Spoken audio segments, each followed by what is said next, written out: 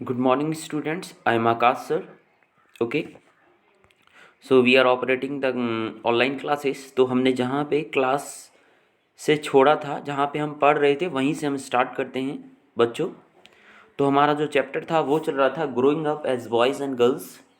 किस तरह से हम लड़के और लड़कियाँ किस तरह से बड़े होते हैं और उनमें किस तरह से जो है डिफ्रेंसिएशन किया जाता है। बाकी मैंने बहुत कुछ बताया था आपको। इसके बारे में मैंने ये भी बताया था कि इंडियन कॉन्स्टिट्यूशन, जो भारतीय संविधान है, इंडियन कॉन्स्टिट्यूशन, ये बताया था मैंने जो भारतीय संविधान है, तो इंडियन कॉन्स्टिट्यूशन के जो फंडामेंटल राइट है और जिसमें आर्टिकल हम 14 पढ़ते हैं और 14 और 15 पढ़ते हैं, राइट टू इक्वलिटी है, ठीक है। और 15 में जो है राइट टू इक्वलिटी है, यानी किसी भी व्यक्ति को आप उसकी जाति, धर्म, नस्ल या जेंडर के आधार पर उससे डिस्क्रिमिनेशन नहीं कर सकते, उससे भेदभाव नहीं कर सकते। ओके।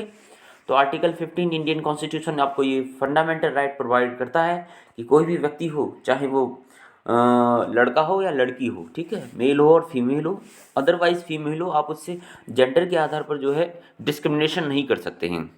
तो चलिए और कुछ करते हैं। इसमें जो रह गया था, valuing house work, many women work in offices, बहुत सारी जो महिलाएं हैं आपने देखा है ना, ऑफिसेस में काम करती हैं। And many do only in house work, और कुछ सिर्फ हाउस होल्ड वर्क करती हैं, यानी घर का काम करती हैं। Valuing house work is an important element which needs to be propagated in society. यार हाउस होल्ड का काम करना कोई गलत बात थोड़ी ना है, एक इम्पॉर्टेंट एलिमेंट है यार, एक इम्पॉर्टेंट तत्व है।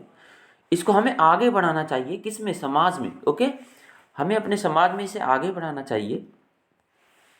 If we look at this life's of domestic worker, अगर हम डोमेस्टिक वर्कर जो होते हैं, जो घरेलू कामकाज करने वाले वर्कर्स जो होते हैं, they are involve in activities, बहुत सारी एक्टिविटी में इन्वॉल्व होते हैं, लाइक स्वीपिंग, ठीक है, झाड़ू मारते हैं, क्लीनिंग करते हैं, साफ़ करते हैं, कुकिंग, खाना भी बनाते हैं, वॉशिंग क्लोथ्स एंड डिशेस, कपड़े भी धोते हैं, और बहुत सारी डिफरेंट डिफरेंट टाइप्स की डिशेस बनाते हैं, और लुकिंग आफ्टर द चिल्ड्रन, और बच्चों की देखभाल भी करते हैं। Most of this are women, और ज़्यादातर इनमें महिलाएं होती हैं। आप खुद सोचिए कि कितना इन लोगों का काम जो है कितना हार्ड है। इट्स टू मच हार्ड यार। अगर हम लोग क्या करते हैं, मेल जो है क्या करते हैं, नॉर्मल एक जॉब करते हैं बस, उसके बाद तो कुछ नहीं। और इन लोगों का काम आप देखिए, ठीक है। तो चैप्टर को पढ़ने से पहले आप चैप्टर में इंटरेस्ट जगाइए और देखिए उसमें क्या क्या काम करते हैं। वो स्वीपिंग करते हैं, क्लीनिंग करते हैं, कुकिंग करती हैं, वॉशिंग क्लोथ्स, डिशेस बनाती हैं, and looking after that they also look the children, उसके बाद बच्चों की भी देखभाल करती हैं। तो most of this are women, ज़्यादातर इनमें महिलाएं होती हैं। वाई वेरी डिफ़िकल्ट वर्क, ये तो बहुत कठिन काम है बच्चों। तो इस तरह से आपको सोचना होगा। A number of house work actually involves many different task, बहुत सारे टास्क होते हैं घर के काम में।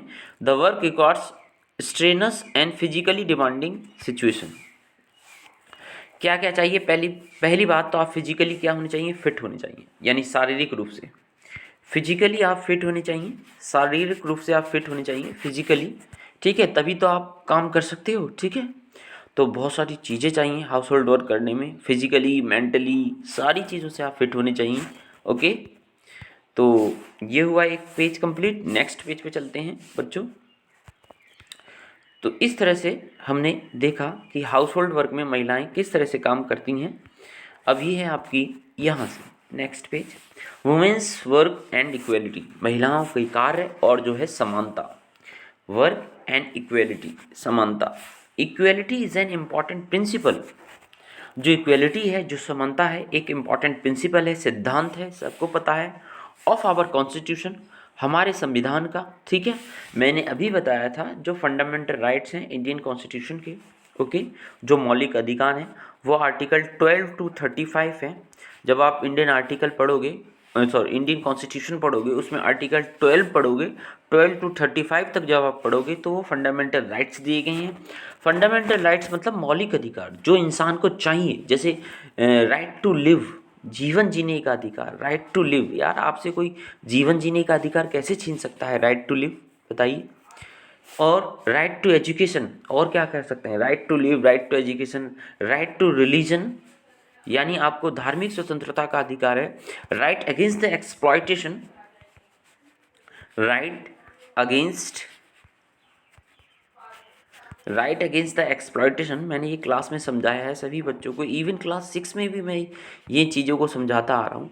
राइट अगेंस्ट द एक्सप्लॉयटेशन, शोषण के विरुद्ध अधिकार, जो कि आर्टिकल 23 to 24 है। इसके ऊपर हमने एक एक्टिविटी भी बनाई है बच्चों। तो इस तरह से हमने देखे हैं कि ये फंडामेंटल राइट्स हैं। तो equality is an important principle of our constitution, हमारे जो संविधान का एक इम्पॉर्टेंट प्रिंसिपल है बच्चों, सिद्धांत है, which says that being male और फीमेल, चाहे आप महिलाएं हैं या फिर आप पुरुष हैं, so do not become a reason for discrimination. आपसे जो है जेंडर, या महिला हो या पुरुष हो, तो इस आधार पे आपसे भेदभाव नहीं किया जाएगा, ठीक है, जेंडर के आधार पर। किसके आधार पर? जेंडर के आधार पर, ठीक है, जेंडर के आधार पर आपसे जो है भेदभाव नहीं किया जाएगा, ठीक है, और नहीं करना भी नहीं चाहिए। जो लड़कियां और लड़के सभी बराबर होते हैं, इक्वल होते हैं। वाइल द कॉन्स्टिट्यूशन, जो संविधान है, डज नॉट डिस्क्रिमिनेटेड, संविधान डिस्क्रिमिनेट नहीं करता है, संविधान किसी से भेदभाव नहीं करता है, बिटवीन मेल एंड फीमेल, ना तो महिला से और ना ही पुरुष से। ओके, इन रियलिटी, वास्तविकता में डिस्क्रिमिनेशन स्टिल कैरीज ऑन, लेकिन फिर भी यार अभी तक जो है भेदभाव जो है प्रारंभ है, अभी तक चलता आ रहा है। क्यों चलता आ रहा है? क्योंकि लोग जो है कॉन्स्टिट्यूशन को फॉलो नहीं कर रहे हैं, ठीक है, कॉन्स्टिट्यूशन को फॉलो नहीं कर रहे हैं। आप जब कॉन्स्टिट्यूशन को फॉलो करोगे तो आपके अंदर से अपने आप से वो चीज़ें मिट जाएंगी, ठीक है, और आपको अपनी सोच बढ़ानी होगी। Government has introduce measures like anganwadis और child care centre to improve the status of women in the society.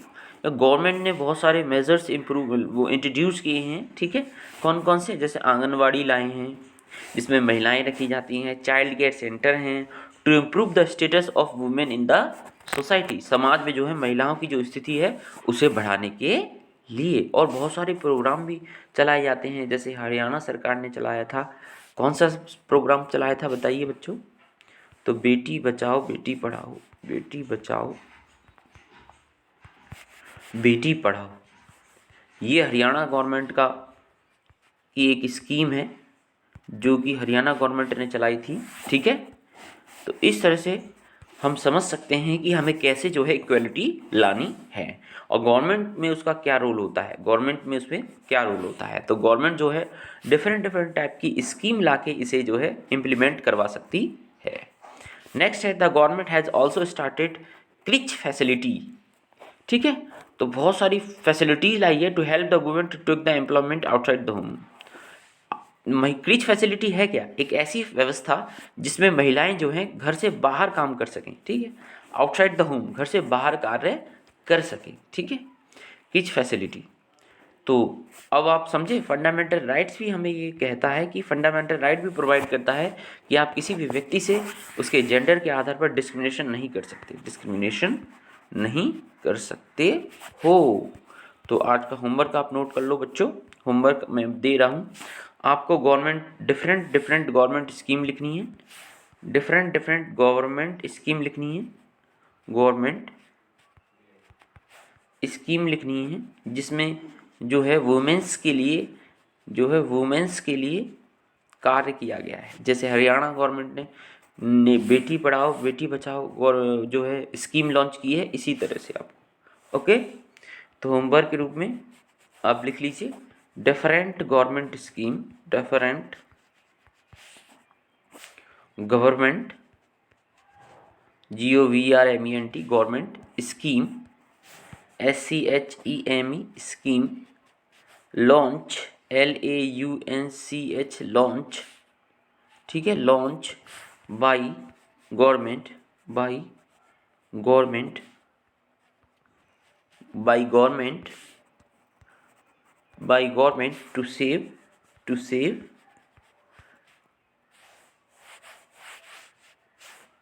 Women's, okay. तो ये आपको करनी है। I hope you will understand that. Thank you.